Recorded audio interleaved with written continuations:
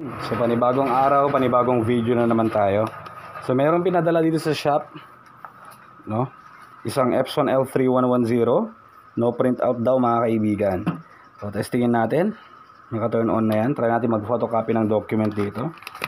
Ito na lang yung gamitin natin. Black and white muna tayo.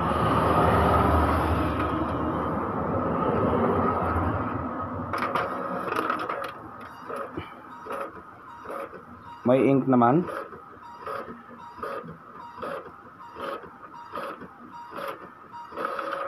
Okay, walang lumalabas na kulay. Tara natin sa black and white, sa colored naman tayo ngayon. Pag nai-stack kasi itong mga to, kung hindi tayo nagre-regular cleaning, wala eh. Kasi kapag mag-cleaning tayo, syempre papaakyatin natin yung ink mula sa tank papunta dun sa may printhead.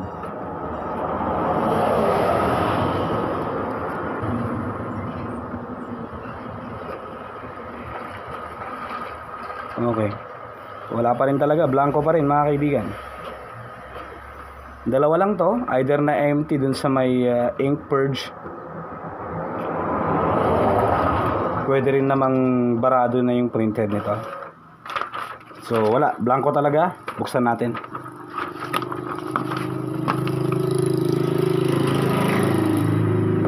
Turn off nyo. Siyempre, unplug din natin. Kung kayo magde-declog on your own, be careful lang dapat meron kayong syringe. Itong sa akin, nabili ko lang to magkano, 20 pesos ata. Then host, no, pwede naman kayo bumili sa Shopee. So gamit natin maligamgam na tubig lang. Buksan natin. Merong isang screw lang dito. Dalawa.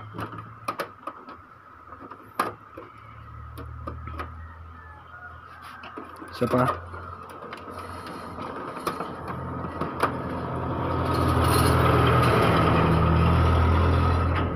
Sabi ni client, kasi na-explain ko rin kay client na baka possible we're dealing with printhead issue sa ganito. Alam naman natin na ang printhead medyo may kamahalan. Sabi naman niya kahit pang black and white na lang yung ma-restore. So dito tayo. Diretso na tayo sa declogging. Isa pa to na nagkukoso, possible na empty dito. Dapat puno lang to. Pero diretso na tayo dyan sa printhead para ma-declog na rin natin. Kuha tayo ng flat.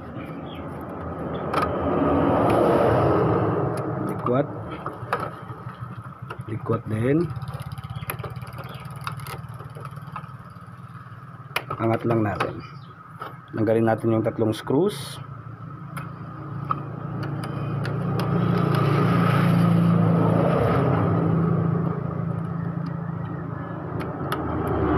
Kung gagawin nyo to on your own, make sure na careful lang tayo. Ayan, kunin natin ang printhead. Yun. Ayan. Then gamit ang maligamgam na tubig, syringe at hose, pump out natin. Sana lang okay pa. Huwag nyo lang babasahin sa part na to mga kaibigan sa lalagyan ng printhead. Huwag na huwag mababasa yan. Lagay natin yung ating host. Then pump out natin. So far so good. Okay naman sa black.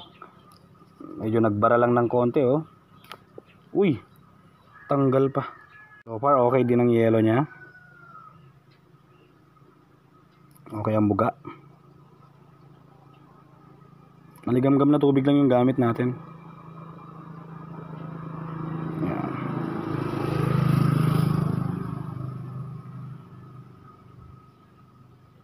Okay.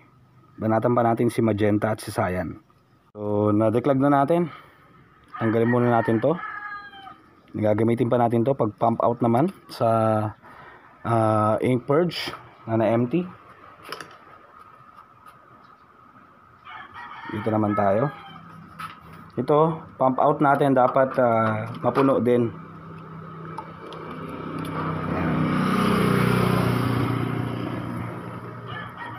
Okay.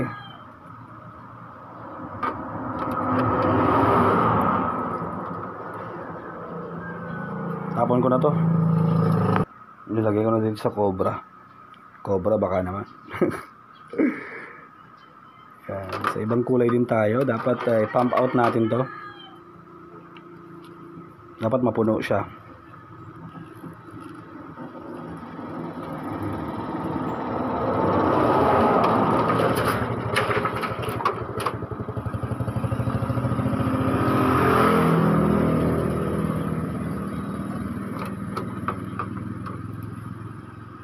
Magenta.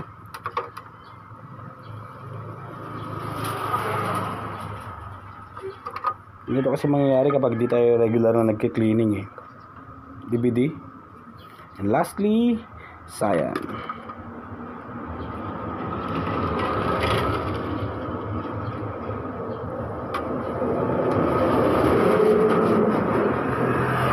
Okay.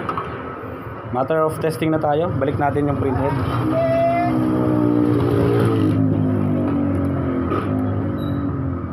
Balik na natin.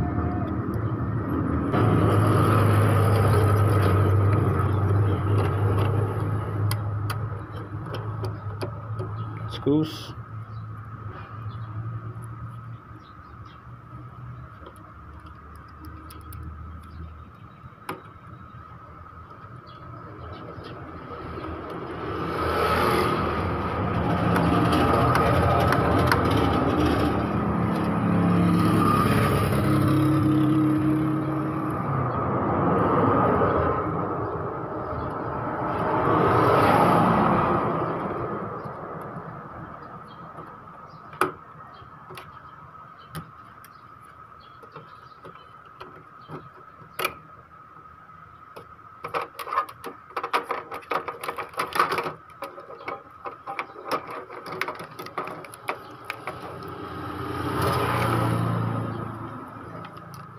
Balik natin.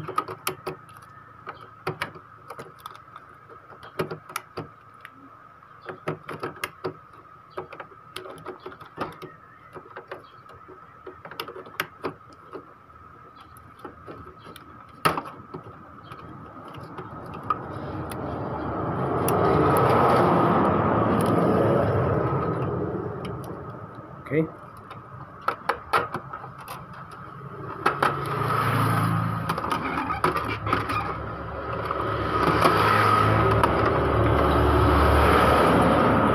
Saksak natin. Then connect natin yung cable sa ating computer.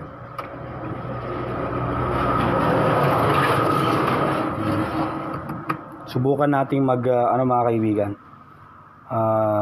power cleaning, or kapag meron kayong resetter, yung ink charge naman, no. So para to sa lahat, no, kasi hindi naman lahat tayo merong resetter. Meron akong resetter pero tuturo ko na sa inyo yung pinaka basic. Open nyo lang yung MS Word. Make sure lang na naka-install yung printer sa inyo para mayroon kayong option na power cleaning. Power cleaning kasi papaakyatin niya yung ink charge din, same as true with that.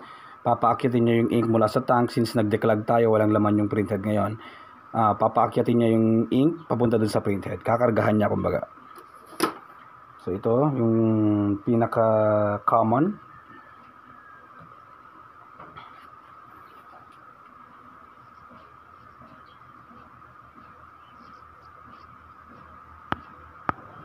File, print,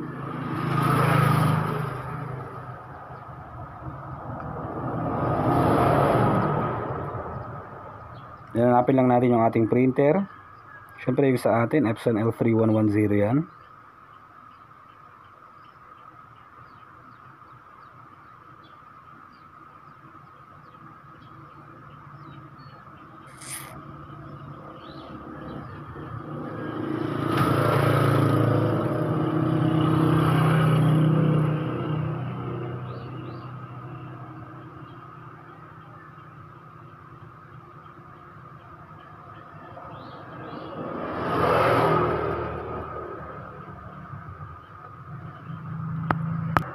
Yan. So select lang natin yung printer natin. And dito tayo sa may printer properties. And then punta tayo sa may maintenance. Then dito tayo sa power cleaning.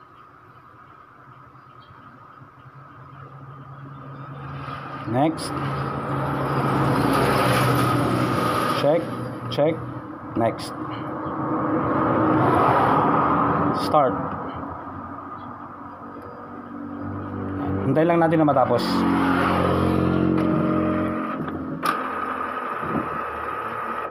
Okay. So hintayin natin na matapos. Tignan natin kung meron na siyang print out. So meron tayong sample document dito. Mag-test print na tayo. Tignan natin kung okay na siya mga kaibigan, no? Control P. Then standard lang muna tayo. Print. Tignan natin. Sana okay na para may pang-ulam na rin tayo.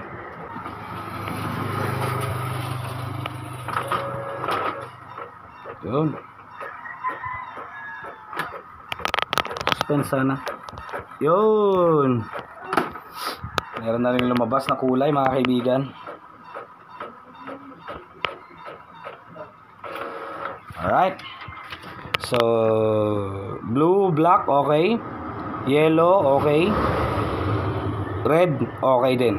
So, nakuha pa natin. Gladly, hindi pa ganun kabarado yung kanyang printhead. Smooth na smooth pa. And na-empty lang din yung ink purge, kaya pinump out lang natin. So, yun lang yung pwede natin gawin mga kaibigan. Kayang-kaya nyo rin itong gawin on your own, no? Basta kapag kayo ang gagawa at medyo kulang pa tayo sa experience, ingat lang, no?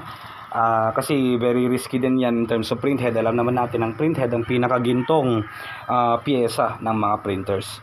Pero ito, successful tayo. May pang-ulam na naman. Yun lang. Maraming salamat po sa inyong panonood. Huwag niyo pong kakalimutang mag-subscribe.